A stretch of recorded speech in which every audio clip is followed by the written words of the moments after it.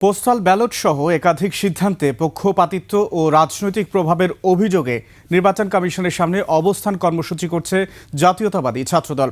সকালে শুরু হওয়া এই কর্মসূচি রাত পর্যন্ত চালিয়ে যাওয়ার ঘোষণা দিয়েছে তারা। সংগঠনটির অভিযোগ, পোস্টাল ব্যালট সংক্রান্ত বিষয়ে কমিশনের সিদ্ধান্ত পক্ষপাতদুষ্ট ও প্রশ্নবিদ্ধ, যা সুষ্ঠু নির্বাচনের পরিবেশকে ঝুঁকির মুখে ফেলছে।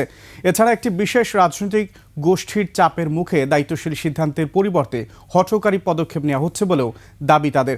এছাড়া শাহজালাল বিজ্ঞান ও প্রযুক্তি বিশ্ববিদ্যালয়ের ছাত্র সংসদ নির্বাচন নিয়ে কমিশনের জারি করা প্রজ্ঞাপনকেও নজিরবিহীন রাজনৈতিক হস্তক্ষেপ বলে উল্লেখ করেছে ছাত্রদল।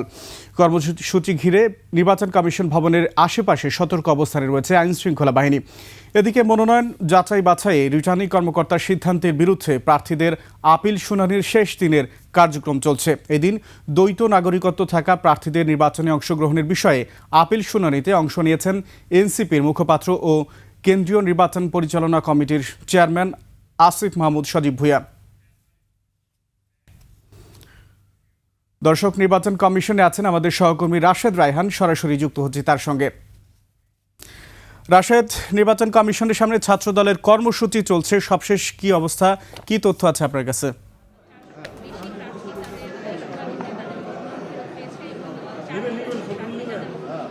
নির্বাচন কমিশনের আগারগাঁও যে ভবন রয়েছে তার ঠিক সামনে ছাত্রদলের যেটি বলছিলেন যে কর্মসূচিটি এখনো চলমান রয়েছে। সকাল থেকে তারা অবস্থান কর্মসূচি করছেন এবং কিছুক্ষণ আগেই আমরা দেখেছি ছাত্রদলের যে কেন্দ্রীয় নেতারা রয়েছেন তারা ফটকের ভিতর দিয়ে প্রবেশ করেন এবং তারা সম্ভবত ইসি কর্মকর্তার সাথে কথা বলার জন্য ইসি ভবনে কিছুক্ষণ আগেই তারা ইসি ভবনে প্রবেশ করেছেন। এদিকে যে আপিল শুনানি চলছিল সকাল থেকে, সেটি কিন্তু শেষ দিনের, যেটি বলছিলাম প্রার্থিতা ফিরে পাওয়ার জন্য কিন্তু শেষ দিনের জন্য লড়াই তারা করছে।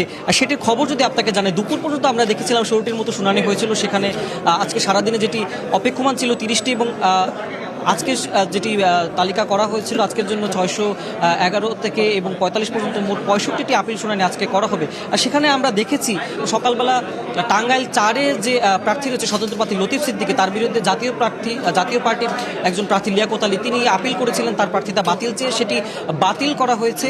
অর্থাৎ লতিফ সিদ্দিকী 4 আসনে, টাঙ্গাইল 4 আসনে তার যে আসন সেটি তার প্রার্থিতা তিনি ফিরে পেয়েছেন। এরপরে ঢাকা 3 আসনে মিজানুর রহমান স্বতন্ত্র প্রার্থী, তিনিও তার প্রার্থিতা ফিরে পেয়েছেন, তার প্রার্থিতা আপিল শুনানিতে বৈধ ঘোষণা করা হয়েছে।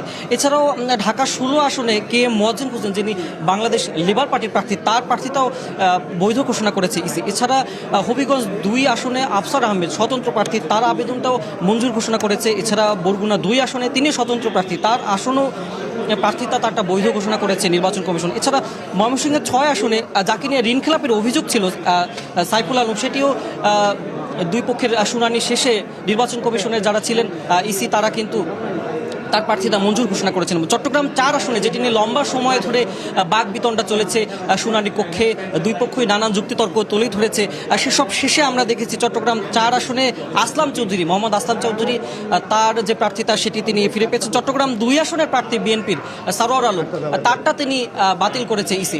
মোট 842 জনের যে প্রার্থিতা বৈধ ঘোষণা করা হয়েছিল, 723 জনের বাতিল করা হয়েছিল এবং সেটি প্রেক্ষিতেই কিন্তু 645 জনেরটা এখানে আপিল করেছিলেন এবং তাদের আপিল শুনানির শেষ দিন আজকে কিন্তু হচ্ছে এবং অনেকেই প্রার্থিতা ফিরে পেয়েছেন। 400-রও বেশি প্রার্থী তাদের প্রার্থিতা ফিরে পেয়েছেন, বৈধ ঘোষণা করা হচ্ছে এবং দ্বৈত নাগরিকত্ব নিয়ে একটি বিষয় চলছে, সেটিরও নিষ্পত্তি আজকে হবে। এবং ইতিমধ্যে বিএনপির মহাসচিব মির্জা ফখরুল ইসলাম তিনি এখানে এসেছেন, বিএনপির স্থায়ী কমিটির সদস্য নজরুল ইসলাম খানও ইসিতে শুনানি কক্ষে এই মুহূর্তে এসেছেন। এবং নির্বাচন কমিশন থেকে এই ছিল আসলে আপিল শুনানির সবশেষ খবর আমার থেকে। রাশেদ, আপনাকে ধন্যবাদ।